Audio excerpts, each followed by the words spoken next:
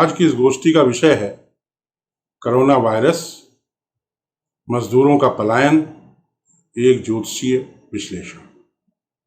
आज की इस गोष्ठी में हम इस बात पर विशेष रूप से चर्चा करेंगे कि मजदूरों का पलायन इतनी भारी मात्रा में क्यों हो रहा है। क्यों मजदूर 500, 700, 1000 किलोमीटर दूर की यात्रा करके आ रहे हैं। इसमें उन लोगों की मृत्यु भी हो रही है।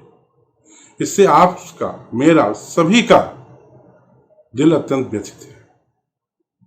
मैं एक साधारण ब्राह्मण हूं, मैं और कुछ नहीं कर सकता हूं, परंतु ज्योतिष की मदद से मैं यह निकालने का प्रयास करूंगा कि यह परेशानी कब तक रहेगी तथा इस परेशानी का अंत कब होगा, परेशानी क्यों है। इस विश्लेषण के लिए मैंने भारतवर्ष की कुंडली को आधार माना। स्वतंत्रता दिवस के दिन के हिसाब से मैंने भारतवर्ष की कुंडली बनाई, जो कि कन्या लग्न की है। लग्न 9 डिग्री का है। इस कुंडली में काल सर्प योग है तथा राहु 9वें भाव में बैठा है, जो विभिन्न परेशानियों का कारण है। वर्तमान में भारतवर्ष की कुंडली में मंगल में शनि की अंतर्दशा चल रही है, जो कि 30/12/19 से प्रारंभ हुई है और 7 फरवरी 21 तक रहेगी। काल सर्प योग 26 दिसंबर 2020 से 13 अप्रैल 2021 तक रहेगा। अर्थात विभिन्न परेशानियां इस समय हम भारतवासियों को भोगनी पड़ेंगी।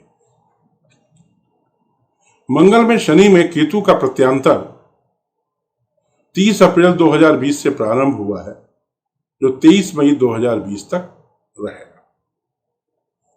यही समय है जब मजदूर भारी मात्रा में पलायन कर रहे हैं, एक्सीडेंट्स हो रहे हैं, उनकी मृत्यु हो रही है। दर्दनाक माहौल है। ये पूरा दर्दनाक माहौल केतु की वजह से है, जिसने कंफ्यूजन क्रिएट किया, मजदूरों में कंफ्यूजन पैदा किया। वो समझ नहीं पा रहे हैं कि अपने घर पे रहें, घर जाएं कि जहां उनका काम है वहां रहें। अंततः वो निष्कर्ष निकाल करके घर की तरफ चल देते हैं। इस भारी परेशानी के बाद 24 मई 2020 से मंगल में शनि में शुक्र का प्रत्यांतर प्रारंभ होगा, जो 30 जुलाई तक रहेगा। ये शुक्र 9वें भाव का स्वामी है तथा एकादश भाव में, शत्रु भाव में बैठा हुआ है।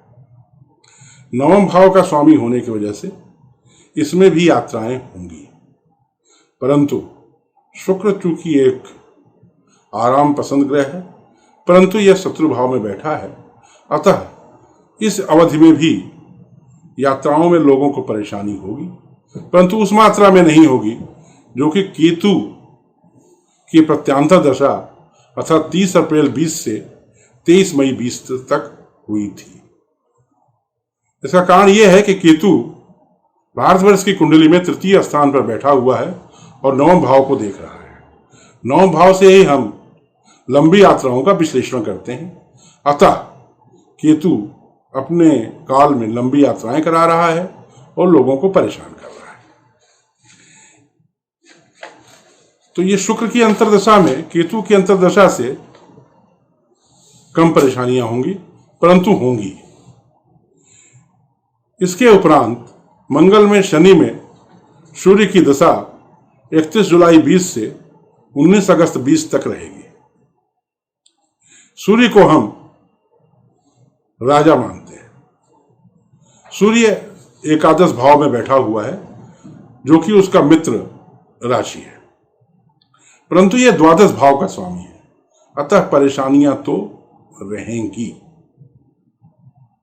अर्थात 19 अगस्त तक इन यात्राओं की परेशानियां रहेंगी, परंतु ये परेशानियों की मात्रा इस अवधि में 31 जुलाई से 19 अगस्त की अवधि में काफी कम हो जाएंगे।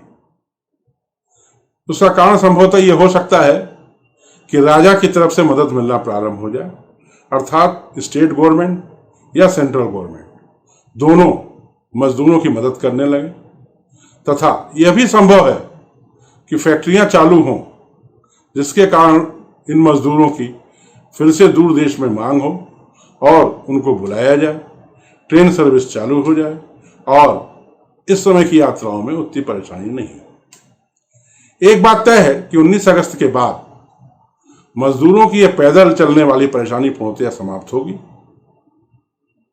अब अगर मजदूर अपने घर आएंगे तो बाकायदे ट्रेन या किसी प्रॉपर सर्विस के तहत आएंगे।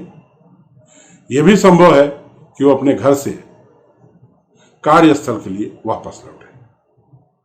जय मां शारदा।